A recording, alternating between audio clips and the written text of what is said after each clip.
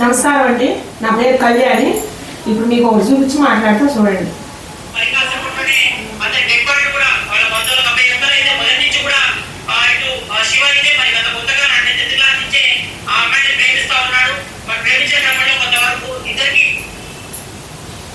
శివ శ్రీజ ఇద్దరు 10th class నుంచే ప్రేమించుకుంటారంట.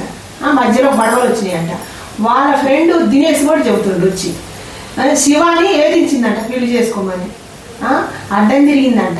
అసలు ఆడపిల్లలకు భయం ఆడుంటలేదు. ఫస్ట్ ఆడపిల్లల గురించి మాట్లాడుతున్నా. ముందర మీ బిడ్డ బయటకు వస్తుంది. తల్లిదండ్రులు తప్ప అంటలేదు. నేను ఇప్పుడు బిడ్డ గురించి చెబుతున్నా.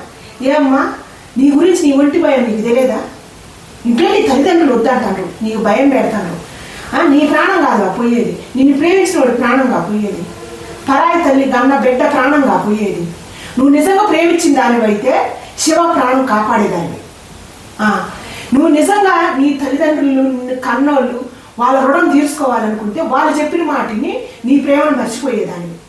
ఇప్పుడున్న పిల్లలకు నేను చెబుతున్నా, దయచేసి జాగ్రత్తగా వినండి. మీరు ప్రేమ అని పిచ్చిలో పడి 13 సంవత్సరాల కాంచి 12 సంవత్సరాల కాంచి చెల్లులు చూసి కోరికలు పుట్టి సెక్స్ వ్యామోహాలు పుట్టి క్షణకమైన సుఖాల కోసం జీవితాలు సర్వనాశనం చేసుకుంటాను. వాళ్ళ గురించి నేను మాట్లాడింది యావత్ యువత కోసం మాట్లాడుతున్నా. అమ్మ నీ తల్లిదండ్రుల గురించి ఒక్క నిమిషం ఆలోచివా.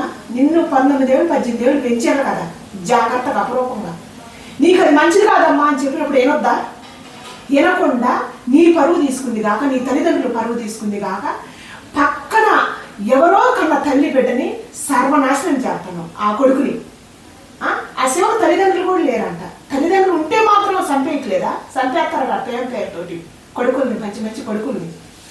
దయచేసి అమ్మాయి మారండి. అమ్మ మీరు మారండి. మీ తల్లిదండ్రులకు ఇలువియండి, మీకు ఇలువియండి. మీరు నిజంగా ప్రేమిస్తే ఇప్పుడు మిమ్మల్ని కన్నందుకు వాళ్ళు అందుకుని చేస్తాను.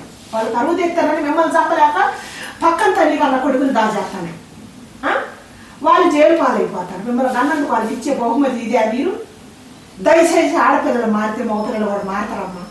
ఈ శివ లాంటి బాబులు ప్రాణాలు, ఎంతో మంది ప్రాణాలు హరిస్తున్నారు. మీరు క్షణకమైన సుఖాల కోసం, మీ ఏషాల కోసం, మీ డాపుల కోసం, మీ దర్జాల కోసం దయచేసి ఫస్ట్ అమ్మాయిలో మార్పు రావాలని నేను కోరుకుంటాను. ఈ తరం పిల్లల్ని అమ్మాయిలు మారితే అబ్బాయిలు మారుతారు. ముందు తరాలకు మంచి భవిష్యత్తు ఇవ్వమని కోరుకుంటాను.